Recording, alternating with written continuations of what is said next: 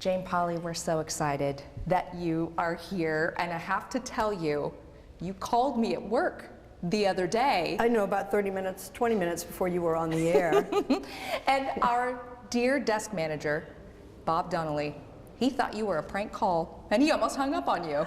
Oh, but see, I thought, because this is Jane Pauley, and I don't presume, and I mean, this is Jane Pauley. I assume it's, and he was very protective of you. People in the newsroom just can't, So I emphasized it a little more. I said my name in such a way that it might imply she'll know. She'll know. And I did. But I was still surprised. But I'm sorry. I didn't know about your 4 o'clock newscast, No, which I no. have seen. I saw yesterday. No, Miss Jane Pauley, I will always take your call. Yeah. Thank you for calling. We're so glad that you're here, and you and I are now here in the Ladies Gallery as we prepare to celebrate Ohio Women in History. How excited are you to be a part of this event as we raise money for this new monument that will join the State House grounds? Well, for one thing, this is a living building. Yes. And I hear noises, which, in television, do I hear? Yes, because it's a living building. This is the State House. My first time here. And it is an astonishing monument to history. But Ohio has a particular history with women's suffrage that I knew nothing about, and I suspect that a lot of, that's politics. How Living building, as you said. No, I learned so much about Ohio's history that with women's suffrage that was new to me, but I am confident is also new to many Ohioans. And it is something that is so distinctive. When I learned about the monument, I and I asked, does every state have something like this? And not only is the answer no, but because other states don't have the history that Ohio has, and it's recognized. 175 years ago, 500 women convened in Ohio to discuss suffrage. 150 years ago, I'm from Indiana. It wasn't easy to get around. These are pioneer days. Who were these 500 women who made a trek? It's not getting into your car and hopping out for the weekend. 500 women in 1850. And the following year, I believe it was 1,500. What pioneer women here? What Ohio stock do you have that's impressive? I'm looking over your shoulder and looking up, and there's a banner here in the Ladies' Hall at the State House. It says, "As the mother prepares her child for the state, let her vote prepare the state for her child." That goes back a ways. Yes. So I remarked last night, and forgive me, I know this won't cut. Jane doesn't do long stories short. But driving into a dinner last night, it was remarked that with Ohio's astonishing history with the space program, and more astronauts than any other state in the country, and that people are beginning to forget the space program. And then I learned about Ohio's history with women's suffrage. People need to remember that, so that is the purpose of our being here, the purpose of creating this monument, which will be a piece of art outdoors that will last for generations. It reflects generations of women's contributions to the state, not just in suffrage, which is vote, which means voting. I suspect that some of the little girls who come here to tour the State House, which is a common field trip, don't know that women didn't always have the opportunity to vote. They can't imagine. No. Altogether, it's very exciting. It Yes. is, and continuing that living history and the storytelling that's important to keep it living history. We see a lot of really unique storytelling on CBS Sunday morning. I agree. I see it too. It's so special. What does the trumpet sound say to you about what's to come on CBS Sunday morning? It says, do you want to know the truth? Yes, I do. Okay, this is the truth. The trumpet sound is my signal. It's an involuntary reflex. The program before COVID was in the studio, but we now tape it in advance, so I get to watch the show from my kitchen. Trumpet sounds and the involuntary reflex. Because the next thing I'm going to see is me. Your reaction is cover your face. I want to know, what oh, poor thing. What is she? I don't like to watch myself either. No, but if I were you, I would. If I were me, it's the hair, it's the clothes, it's the whatnot. I have to tell you, I was discussing with Martha Teichner, who is one of the stars of our storytelling. She can do anything. But Martha was talking about women in clothes and what a problem is on camera and her career. I mean, she's covered war zones and been told she should wear something else and bullets are flying. Anyway, so I said that I don't look. I know people comment and I don't look. And one of our male colleagues said, don't. Just like that, don't. Which is to say, don't go there. Right. So, I don't. But you ask. No, that said, I know the stories that will be on the air. Mm-hmm. I will not have seen them. And the show has such a depth and interest. It's story after story that tells you things that you're leaning into. And sometimes it's the story that you thought least interesting is the one you're talking about later, the one you're thinking about the most, that you didn't know about. It's not just a matter of finding interesting stories, which we do. It's a matter of being how to tell a story that is the secret sauce, that I don't know what the secret sauce is. It's been almost 10 years now, but with a program with our history, I still feel like it's only been 10 years. The first story I did for Sunday morning, I didn't know how do stories end. So I looked at transcripts to see, and the answer was any way they want. The story ends as the story wants to end, and sometimes it just stops, and there's a sun, and it's perfect. It's just the whole. I'm very proud of it. It's a distinguished broadcast. But it doesn't have airs, so I take back broadcast. It's a distinguished show. Now, the topics you say you enjoy the most are often labeled as soft news, women, health, well-being, education, everyday choices that people make and face. You know what, Stacia? I remember this is decades ago, and Tom Brokaw, who was the father of daughters, we were talking about the back of the book. That's what they used to call it in the news magazines. That's where the women, education, and health, the soft news. They're not the back of the book anymore. Health and education and women's stories are very much top of the show. They are recognized as the issues that are most important to economy, to development of our future, labor force. There are national security interests. There are cultural debates that are ongoing. So those stories that used to be soft news are about as soft as those pioneer women who came to in 1850, rugged, powerful, strong women. That's not soft news. It's not soft news. No. It's so true.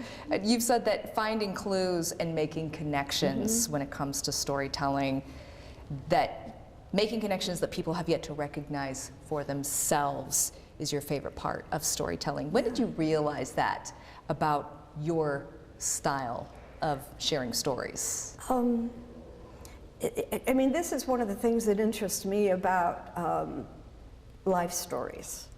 And I am of an age where I can look back and make connections in my own life, but everybody has these connections where the things that you see in your life that you put together with something else, and you go, oh, and you start to see patterns. This is, I happen to be someone, finding connections apparently is my default. Making connections and making a connection with you, to be sure you understand what I'm saying, I will find 3 ways to say it. You may have noticed that. I speak in metaphors, so that you didn't understand the first one, maybe the second one. And I overdo it. That's why I said I don't do long story short. So I'm going to tell a story that that may be relevant, or it may be what the heck. My grandson. This is a story about making connections, putting something together that you knew this and you knew this, but you had never seen this together. He asked his mother, what is alpha and beta? And she said, alpha and beta, they were the first 2 letters of the Greek alphabet. And he said, is that why we call it the alphabet? Oh. Never had that thought before. Nope. Wow. His mother, his father, none of his grandparents, none of his family. We all do what we're doing. Well, yeah. I mean, it's like that. Yes. It's like that in life. There is some alpha about your upbringing. There's some beta about your education or your job or whatever. And at some point you go, oh, that's what fascinates me in life. And the reason it matters is that we don't necessarily understand our own stories. We tell stories. We can tell the story. But it's like looking at yourself in the mirror. Here comes a metaphor. Okay. Looking at yourself in the mirror. And we all do it. I have a certain way of looking in the mirror at myself. I don't see myself from all of the other angles that everyone else sees. It's true. I don't. Someone told me, Jane, more people see you from the back. But that's why, when you, become, older and you can look back. I tend to be future oriented, but, now there's more back there.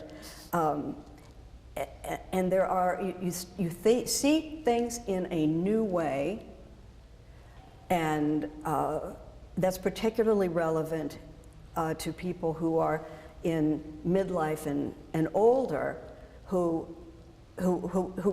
foresee a possibility of something different, something more, something else, maybe something better, and yet haven't a clue what that is. It's a conversation that people 50 and over have, and I have written about. But even as I have written about it, it only occurred to me recently I was one of those people. I made a pretty big decision when I was, in my early mid-50s, and it never occurred to me that, I was an example of the very thing I was talking about. So, alpha meet beta. Well, and part of your story, you've shared the diagnosis of living with bipolar disorder, and you shared that long before we as a society gave ourselves permission to talk about things like that and be open about things like that about ourselves. You didn't seem to think that it would come at great cost to you. Where did that come from? Well, I was diagnosed when I was 50. It had been a treatment for hives, the kind of hives that were trying to kill me. I'd been to the ER twice, and the treatment revealed a genetic vulnerability to a mood disorder. So I had not been bipolar, but I was, and that's been 25 years. I used to say I decided right there that I would talk about it when I got better. And as I realized it, I didn't decide anything. It simply was a present fact. I'm a storyteller.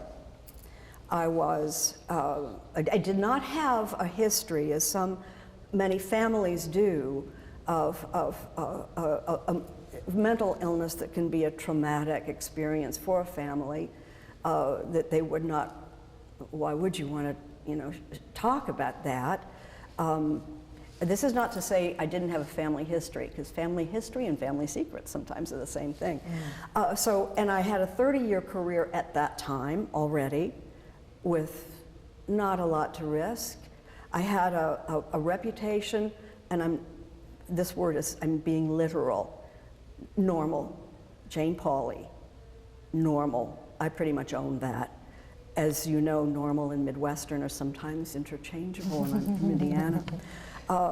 My friends, my family, they would love me no matter. So I thought I could use some of that goodwill, some of that capital that I had earned in television for the benefit of talking about something that wasn't. At that time, I did not know anybody who was bipolar but Ted Turner, a billionaire, a flamboyant mouth of the South, and I thought that I could make a difference if I lent my reputation to a conversation. So my advocacy was talking about. I'm not an expert. People who get their medical advice from celebrities are, forgive me, crazy.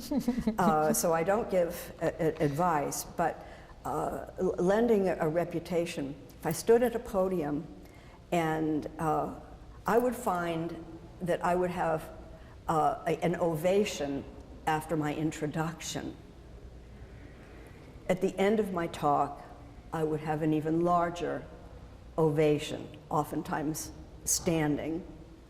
And what that did was every person who experienced that or saw it knew that they were applauding for someone who had a message about mental health, mental illness. Even my arrival on stage, in other words, started changing the way we think about it. These days, a new generation is coming up, and I interviewed Simone Biles for 3,000 people, and our conversation was not about gymnastics. She didn't know that I had a history, but she was greeted, or rather we were, with a standing ovation. And when we left, we were holding hands, and she leaned and she said, "That was fun." So we had a conversation about an important topic that didn't used to be talked about, but I'm happy to say that we are more comfortable. It's a medical illness, and what is more normal in life than illness? Everybody has something, and it's typically the least thing you were expecting. So that's been my advocacy. And in the 1-hour Jane Pauley special that you'll be doing, you'll have that, because what the heck are you gonna do? I'm so sorry. No, you're perfect. I know television. No, oh my goodness. I could sit here and talk with you all day, and I'm going to try not to take your entire day, but I do have a couple more questions. As you evolved in your career and your family, there was a moment that you realized that you said, "I knew I was out of alignment." Oh, yeah. How do you recognize that feeling within yourself, and how do you check in to stay on course at this point in your life? When I said I hadn't recognized that I was one of the the reimagined life profiles that I wrote about in a book. It was my first weekend at Parents' Day. I had children in college, and they try to keep parents out of their hair. So it was a lecture, and the topic was good work. I did not know what that was. The professor writes a big A on a blackboard. This is the first criteria of this concept of good work. Erases it. Second criteria, another letter, another A. The A in both cases stood for alignment, being in alignment with the work you do. Generally, the mission, I mean, you can be out of alignment, and that's pretty obvious. Being in alignment, think about that. The second time is reinforced in this sense from time, often, if not all the time. And at the time I was doing a news magazine that was really focused on the get, and I'm not a big name hunter. I had peers in the business who are great at getting the interview that you want to watch. The get, that's not the story I was built to tell. And within 5 minutes, I started planning a departure, and I did. It was such a big deal leaving primetime television in the media. It was radical. Barbara Walters interview. I mean, like that. And then over time, I recognized the kind of story that I like to tell. I think it's where you began. You know, recognizing I was a specific kind of journalist, a storyteller, and more recently recognized that I came from a tradition of Charles Kuralt and Charlie Osgood. The kind of stories I like to tell are the kind of stories that the founding anchor of Sunday Morning, Charles Kuralt, my predecessor, Charlie Osgood, they were the same. I would aspire to be one of those. That was my tribe. Now, I didn't recognize that until my 6th decade in television. But, you know, it's recognition is important, but it doesn't come with the territory. You kind of have to have some territory behind you to start seeing yourself in all of your dimensions and facets. And seeing that there's room for all kinds of storytelling. Yeah, that was a book, and if we have time, I'll just read it to you. I do have one more question. Because you wrote, and it's along those lines. In your second book, you wrote, "I wish I'd spent less time in my life worrying about how much more successful I might have been if I'd been a little more like Barbara Walters or Diane Sawyer or Katie Couric. I was pretty successful." Or Connie. Or Connie Chung, yes. "I was pretty successful at being Jane Pauley, but I was always being compared to the best of the best at something or other that they'd happen to do best. Of course, it was mostly me doing the comparing." And I found this quite comforting, actually, because I find myself doing a good bit of comparing as well. Our Tracy Townsend and her command of the desk, our Yolanda Harris and her ability to ad-lib, Angela Ann and her ability to do all of it, and they're so good and they're so smart and they're so beautiful. How do we find the strength in just being ourselves? This is complicated because I answered your question before you'd ask it. The discovery that I came in the shadow of other giants, Connie, Katie, Diane, well, Barbara's nobody, everybody's was in her shadow, is to say I recognized the stories that I did best, the stories that I was thought to do best and recognized for, were not the same. And that was a relief. But it doesn't change the fact that I grew up in this industry in my 20s and 30s and 40s with that, well, comparing myself to all of those people. Doesn't change how I felt at that time. I think I'll always, recognize, well, you're no Katie Couric or Connie.